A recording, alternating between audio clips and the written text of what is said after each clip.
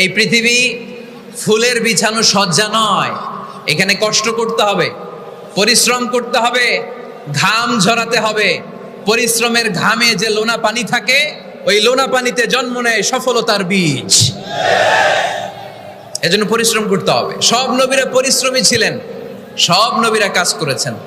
সূরা জুমার এই 10 নম্বর আয়াতে আল্লাহ তাআলা আমাদেরকে মোটিভেট করে শিখাতে চেয়েছেন যে স্বাবলম্বী হও, নিজের পায়ে দাঁড়াও, কাজের সময়ে কাজ, নামাজের সময়ে নামাজ।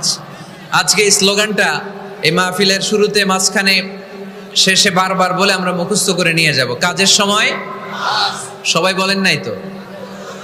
সবাই বললে তো এই প্যান্ডেল কাঁপতে শুরু করবে। কাজের সময় এইভাবে আওয়াজ করতে হবে, পারা যাবে?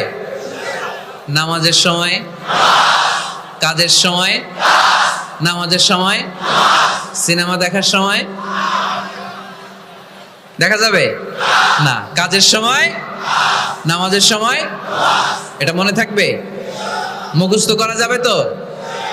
আল্লাহ রাব্বুল ইজ্জা সূরাতুল জুমার 10 নম্বর আয়াতে মূলত আমাদেরকে এই মেসেজটাই দিতে চেয়েছেন। কাজের সময় কাজ, নামাজের সময়। ফাইযা قضيت الصلاة فانتشروا في الأرض وابتغوا من فضل الله واذكروا الله كثيرا لعلكم تفلحون। সুবহানাল্লাহ পড়েন।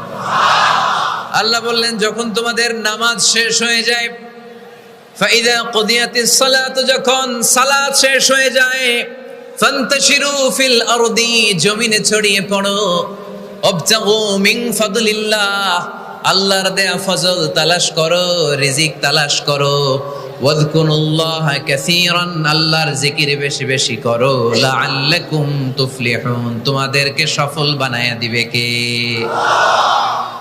সিস্টেমটা খেয়াল করেন। ফাইদা কুদিয়াতিস সালাহ, যখন সালাত শেষ, ফান্তাশিরু ফিল আরদ, when you are done with your salah, spread out to your workplace, তোমার কাজের জায়গায় চলে যাও।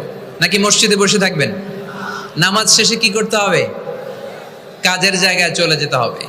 এটা ইসলামের নিয়ম, এটা বিশ্বনবীর সুন্নাহ, এটা আল্লাহর দেয়া পদ্ধতি। ফাইদা কুদিয়াতিস সালাতু, যখন সালাত শেষ হয়ে যাবে, ফান্তাশিরু ফিল আরদ, জমিনে ছড়িয়ে পড়ো, ওয়াবতাগু মিন ফাদলিল্লাহ, আল্লাহর রিজিক তালাশ করো। জমিনের মধ্যে আল্লাহর ফাদাল আছে, রিজিক আছে, এই রিজিক গুলো তালাশ করো। মসজিদে বসে থাকলে এই ফদল বা রিজিক কি পাওয়া যাবে? যাবে না। মসজিদে ঢুকলে রহমত পাওয়া যায়।